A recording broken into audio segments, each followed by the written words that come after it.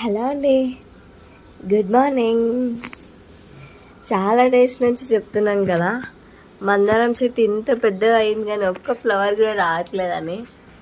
వచ్చేసింది, ఒక ఫ్లవర్ వచ్చింది.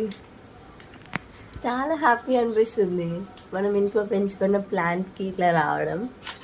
ఇంకా 2 మొగ్గలు కూడా ఉన్నాయి, మరి వస్తాయేమో రేపు ఎల్లుండి. చాలా హ్యాపీ. Thank you.